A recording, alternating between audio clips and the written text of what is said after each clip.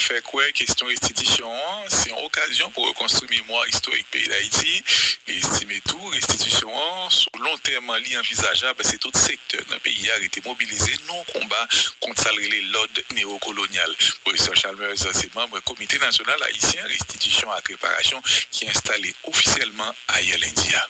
Il y a un calendrier de travail. Par exemple, il y a toutes les conférences qui ont été faites dans les universités publiques dans la période 2024-2025, parce qu'il est très important que les différents secteurs de la nation se mobilisent, parce que s'il n'y a pas de mobilisation au niveau national, c'est très difficile de construire des alliances avec d'autres États ou bien avec d'autres mouvements sociaux et populaires. Donc, il y a tout un travail qui a été déjà fait et qui va se poursuivre, se systématiser. Et évidemment, quand on mène un combat, il n'est pas toujours possible de prévoir l'échéance de la victoire.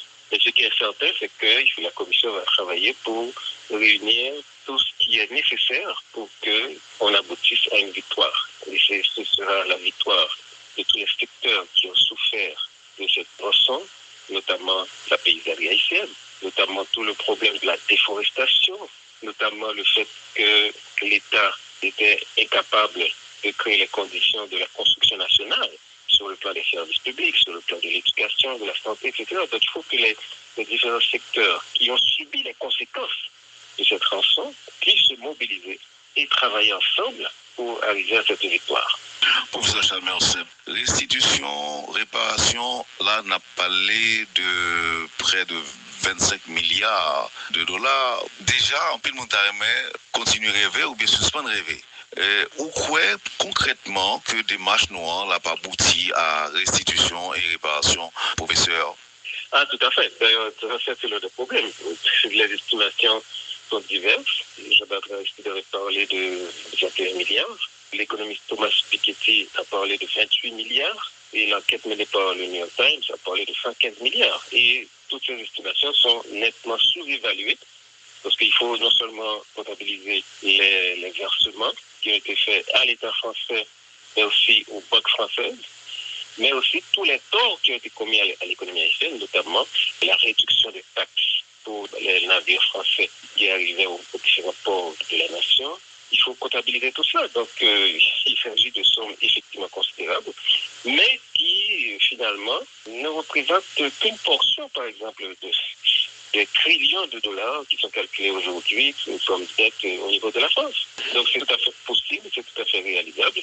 Mais comme je le dis, il faut réunir les conditions pour que ce combat puisse aboutir véritablement et surtout que ce combat participe à la lutte du peuple haïtien pour la transformation interne des structures du pays. Parce que si cette rançon a été possible, c'est grâce à la complicité de l'ensemble des secteurs au niveau de la nation et aussi c'est grâce au narratif dominant contre Haïti qui pousse souvent les citoyens à penser que nous sommes les seuls responsables de nos malheurs. Donc il y a tout un travail justement d'information, de sensibilisation, de rééducation et de reconstruction de notre mémoire collective. Donc c'est un travail d'auto-réparation. Alors, il y a qui pensait que, professeur Chalmers, que Haïtien est capable, précisément comité, dans l'éventualité que nous avons pour nous chita pour nous discuter avec les Français, est-ce que nous pensons, par exemple, à une liste d'infrastructures, par exemple, dans le cas forcé français, construit pour nous? Là encore, je me pose la question à savoir est-ce que je ne suis pas en train de rêver. Il y a des gens qui pensaient que les Français, d'accord, font virement bancaire de plusieurs milliards. Là encore, comme il y a des faits, il y a un comité qui est mis en place, un comité essentiellement formé d'intellectuels haïtiens. Est-ce qu'avec des économistes, nous pas envisager ça qui pourrait être envisageable dans toute perspective de restitution et réparation, professeur Chalmers? Alors justement, ce qui est important dans ce lien, il ne s'agit pas que la France a construit des infrastructures pour nous. Il faut justement que les modalités de remboursement de ce qui a été extorqué à la nation respectent la souveraineté nationale. Parce que justement, la rançon de 1825, c'est justement un déni de notre souveraineté. Et ne pas reconnaître que la nation haïtienne existe et doit prospérer. Donc il faut que ces modalités ne soient pas une reproduction des liens néocoloniaux. Il faut que ce soit quelque chose qui respecte la souveraineté nationale et que la réparation et les différents combats à mener pour exiger restitution et réparation, soit un prolongement des objectifs et de l'esprit de la révolution de 1904. C'est de ça qu'il s'agit. Il ne faut pas croire que la France va quand même tenir tête à Haïti, parce que céder, ce serait peut-être laisser place à un effet domino par rapport à d'anciennes colonies. Ah, très certainement. C'est un combat. Justement, c'est un rapport de force. Mais justement, nous sommes dans une conjoncture internationale très favorable où justement, beaucoup de pays sont en train de remettre en question les liens de dépendance néocoloniale, de redéfinir la nature des relations internationales. Je pense que notre combat doit s'inscrire dans cette dynamique de restructuration des relations internationales pour sortir de la colonisation et du néocolonialisme. Donc, la France va résister, va utiliser pas mal de stratagèmes pour délégitimer notre combat. Et justement, il faut que nous soyons préparés pour faire face à ces stratégies de délégitimation. Est-ce que pas gain on nécessité d'agencer les vues sur cette question d'abord au niveau haïtien? Parce que les intellectuels voient la chose sur un plan académique, chita réfléchir sur lui, etc., accorder les vues avec la France. Mais nous-mêmes, au niveau du peuple, seul ça nous connaît, c'est que son monde qui te pour un cob mal dans nous besoin de remettre nos cobs non. Est-ce qu'il n'y a pas une nécessité, professeur, d'agencer les vues au niveau haïtien sur cette question? Ah ben bien sûr, c'est justement l'une des dimensions sur lesquelles nous insistons énormément, c'est le travail de mobilisation au niveau national. Fait quoi, question restitution, c'est une occasion pour reconstruire mémoire historique pays d'Haïti et estimer tout, restitution, sur long terme, envisageable, c'est tout secteur dans le pays a été mobilisé, non combat contre l'ordre néocolonial. Professeur Chalmers, c'est membre du Comité national haïtien, restitution et réparation qui est installé officiellement à Yalindia. Il y a un calendrier de travail. Par exemple, il y a toutes les conférences qui ont été faites dans les universités publiques dans la période 2024-2025. Parce qu'il est très important que les différents secteurs de la nation se mobilisent. Parce que s'il n'y a pas de mobilisation au niveau national, c'est très difficile de construire des alliances avec d'autres États ou bien avec d'autres mouvements sociaux et populaires. Donc, il y a tout un travail qui a été déjà fait et qui va se poursuivre, se systématiser. Et évidemment, quand on mène un combat, il n'est pas toujours possible de prévoir l'échéance de la victoire. Mais ce qui est certain, c'est que la Commission va travailler pour réunir tout ce qui est nécessaire pour qu'on aboutisse à une victoire. Et ce sera la victoire de tous les secteurs qui ont souffert de cette rançon, notamment la paysannerie haïtienne, notamment tout le problème de la déforestation, notamment le fait que l'État était incapable de créer les conditions de la construction nationale sur le plan des services publics, sur le plan de l'éducation, de la santé, etc. Donc il faut que les différents secteurs qui ont subi les conséquences de cette rançon puissent se mobiliser et travailler ensemble pour arriver à cette victoire. Professeur Chalmers, restitution, réparation, là, on a parlé de près de 25 milliards de dollars. Déjà, en pile montaremais, continue à rêver ou bien suspendre rêver. Ou quoi concrètement que des marches noires n'ont pas abouti à restitution et réparation, professeur? Ah, tout à fait. D'ailleurs, c'est le problème. Les estimations sont diverses. Jean-Bertrand Aristide a parlé de 21 milliards. L'économiste Thomas Piketty a parlé de 28 milliards. Et l'enquête menée par le New York Times a parlé de 115 milliards. Et toutes ces estimations sont nettement sous-évaluées parce qu'il faut non seulement comptabiliser les versements qui ont été faits à l'État français, mais aussi aux banques françaises, mais aussi tous les torts qui ont été commis à l'économie haïtienne, notamment la réduction des taxes pour les navires français qui arrivaient aux différents ports de la nation. Il faut comptabiliser tout cela. Donc, il s'agit de sommes effectivement considérables, mais qui, finalement, ne représentent qu'une portion, par exemple, des trillions de dollars qui sont calculés aujourd'hui comme dette au niveau de la France. Donc, c'est tout à fait possible, c'est tout à fait réalisable. Mais comme je le dis, il faut réunir les conditions pour que ce combat puisse aboutir véritablement et surtout que ce combat participe à la lutte du peuple haïtien pour la transformation interne des structures du pays. Parce que si cette rançon a été possible, c'est grâce à la complicité de l'ensemble des secteurs au niveau de la nation et aussi c'est grâce au narratif dominant contre Haïti qui pousse souvent les citoyens à penser que nous sommes les seuls responsables de nos malheurs. Donc il y a tout un travail justement d'information, de sensibilisation, de rééducation et de reconstruction de notre mémoire collective.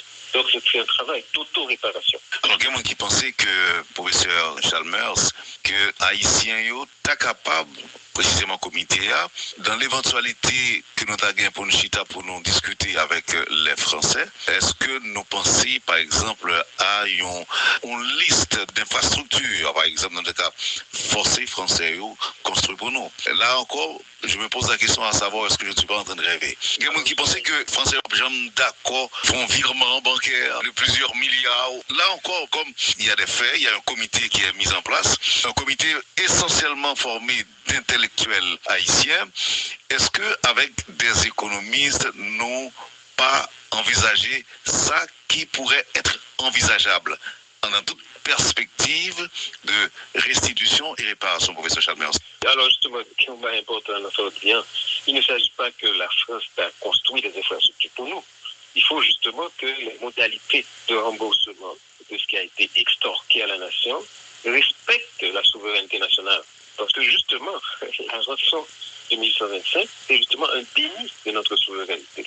Et ne pas reconnaître que la nation haïtienne existe et doit prospérer. Donc il faut que ces modalités ne soient pas une reproduction des liens néocoloniaux. Il faut que ce soit quelque chose qui respecte la souveraineté nationale et que la réparation et les différents combats à mener pour exiger restitution et réparation soient un prolongement des objectifs et de l'esprit de la révolution de 1804. C'est de ça qu'il s'agit. Il ne faut pas croire que la France va quand même tenir tête à Haïti, parce que céder, ce serait peut-être laisser place à un effet domino par rapport à d'anciennes colonies.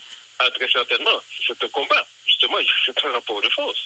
Mais justement, nous sommes dans une conjoncture internationale très favorable où justement, beaucoup de pays sont en train de remettre en question les liens de dépendance néocoloniale, de redéfinir la nature des relations internationales. Je pense que notre combat doit s'inscrire dans cette dynamique de restructuration des relations internationales pour sortir de la colonisation et du néocolonialisme. Donc, la France va résister, va utiliser pas mal de stratagèmes pour délégitimer notre combat. Et justement, il faut que nous soyons préparés pour faire face à ces stratégies de délégitimation. Est-ce que pas une nécessité d'agencer les vues sur cette question d'abord au niveau haïtien? Parce que les intellectuels voient la chose sur un plan académique, chita réfléchir sur lui, etc., accorder les vues avec la France. Mais nous-mêmes, au niveau du peuple, seul ça nous connaît, c'est que son monde qui te pour un cop mal dans nous besoin de remettre nos cop non. Est-ce qu'il n'y a pas une nécessité, professeur, d'agencer les vues au niveau haïtien sur cette question? Ah ben bien sûr, c'est justement l'une des dimensions sur lesquelles nous insistons énormément, c'est le travail de mobilisation au niveau national. Fait quoi, question restitution, c'est une occasion pour reconstruire mémoire historique pays d'Haïti, et estimer tout, restitution, sur long terme, envisageable, c'est tout secteur dans le pays a été mobilisé, non combat contre l'ordre néocolonial. Professeur Chalmers, c'est membre du Comité national haïtien, restitution et réparation, qui est installé officiellement à Yel-India. Il y a un calendrier de travail. Par exemple, il y a toutes les conférences qui ont été faites dans les universités publiques dans la période 2024-2025. Parce qu'il est très important que les différents secteurs de la nation se mobilisent. Parce que s'il n'y a pas de mobilisation au niveau national, c'est très difficile de construire des alliances avec d'autres États ou bien avec d'autres mouvements sociaux et populaires. Donc, il y a tout un travail qui a été déjà fait et qui va se poursuivre, se systématiser. Et évidemment, quand on mène un combat, il n'est pas toujours possible de prévoir l'échéance de la victoire. Mais ce qui est certain, c'est que la Commission va travailler pour réunir tout ce qui est nécessaire pour qu'on aboutisse à une victoire. Et ce sera la victoire de tous les secteurs qui ont souffert de cette rançon, notamment la paysannerie haïtienne, notamment tout le problème de la déforestation, notamment le fait que l'État était incapable de créer les conditions de la construction nationale sur le plan des services publics, sur le plan de l'éducation, de la santé, etc. Donc il faut que les différents secteurs qui ont subi les conséquences de cette rançon puissent se mobiliser et travailler ensemble pour arriver à cette victoire. Professeur Chalmers, restitution, réparation, là, on a parlé de près de 25 milliards de dollars. Déjà, en pile montagne, continue à rêver ou bien suspendre rêver. Ou quoi concrètement que démarche noire n'a pas abouti à restitution et réparation, professeur? Ah, tout à fait. D'ailleurs, c'est le problème. Les estimations sont diverses. J'aimerais parler de 21 milliards. L'économiste Thomas Piketty a parlé de 28 milliards. Et l'enquête menée par le New York Times a parlé de 115 milliards. Et toutes ces estimations sont nettement sous-évaluées parce qu'il faut non seulement comptabiliser les versements qui ont été faits à l'État français, mais aussi aux banques françaises, mais aussi tous les torts qui ont été commis à l'économie haïtienne, notamment la réduction des taxes pour les navires français qui arrivaient aux différents ports de la nation. Il faut comptabiliser tout ça. Donc, il s'agit de sommes effectivement considérables, mais qui, finalement, ne représentent qu'une portion, par exemple, des trillions de dollars qui sont calculés aujourd'hui comme dette au niveau de la France. Donc, c'est tout à fait possible, c'est tout à fait réalisable. Mais comme je le dis, il faut réunir les conditions pour que ce combat puisse aboutir véritablement et surtout que ce combat participe à la lutte du peuple haïtien pour la transformation interne des structures du pays. Parce que si cette rançon a été possible, c'est grâce à la complicité de l'ensemble des secteurs au niveau de la nation et aussi c'est grâce au narratif dominant contre Haïti qui pousse souvent les citoyens à penser que nous sommes les seuls responsables de nos malheurs. Donc il y a tout un travail justement d'information, de sensibilisation, de rééducation et de reconstruction de notre mémoire collective. Donc c'est un travail d'auto-réparation. Alors, il y a des gens qui pensaient que, professeur Chalmers, que Haïtiens sont capables, précisément comité, dans l'éventualité que nous avons pour nous chita pour nous discuter avec les Français, est-ce que nous pensons, par exemple, à une liste d'infrastructures, par exemple, dans le cas forcés français, construit pour nous? Là encore, je me pose la question à savoir est-ce que je ne suis pas en train de rêver. Il y a des gens qui pensaient que les Français sont d'accord, font virement bancaire de plusieurs milliards. Là encore, comme il y a des faits, il y a un comité qui est mis en place, un comité essentiellement formé d'intellectuels haïtiens. Est-ce qu'avec des économistes, nous pas envisager ça qui pourrait être envisageable dans toute perspective de restitution et réparation, professeur Chalmers? Alors justement, ce qui est important dans ce lien, il ne s'agit pas que la France a construit des infrastructures pour nous. Il faut justement que les modalités de remboursement de ce qui a été extorqué à la nation respectent la souveraineté nationale. Parce que justement, la rançon de 1825, c'est justement un déni de notre souveraineté. Et ne pas reconnaître que la nation haïtienne existe et doit prospérer. Donc il faut que ces modalités ne soient pas une reproduction des liens néocoloniaux. Il faut que ce soit quelque chose qui respecte la souveraineté nationale et que la réparation et les différents combats à mener pour exiger restitution et réparation soient un prolongement des objectifs et de l'esprit de la révolution de 1804. C'est de ça qu'il s'agit. Il ne faut pas croire que la France va quand même tenir tête à Haïti, parce que céder, ce serait peut-être laisser place à un effet domino par rapport à d'anciennes colonies. Ah, très certainement. C'est un combat. Justement, c'est un rapport de force. Mais justement, nous sommes dans une conjoncture internationale très favorable où justement, beaucoup de pays sont en train de remettre en question les liens de dépendance néocoloniale, de redéfinir la nature des relations internationales. Je pense que notre combat doit s'inscrire dans cette dynamique de restructuration des relations internationales pour sortir de la colonisation et du néocolonialisme. Donc, la France va résister, va utiliser pas mal de stratagèmes pour délégitimer notre combat. Et justement, il faut que nous soyons préparés pour faire face à ces stratégies de délégitimation. Est-ce que pas une nécessité d'agencer les vues sur cette question d'abord au niveau haïtien? Parce que les intellectuels voient la chose sur un plan académique, chita réfléchir sur lui, etc., accorder les vues avec la France. Mais nous-mêmes, au niveau du peuple, seul ça nous connaît, c'est que son monde qui te pour un cop mal dans nous besoin de remettre nos cop non. Est-ce qu'il n'y a pas une nécessité, professeur, d'agencer les vues au niveau haïtien sur cette question? Ah ben bien sûr, c'est justement l'une des dimensions sur lesquelles nous insistons énormément, c'est le travail de mobilisation au niveau national.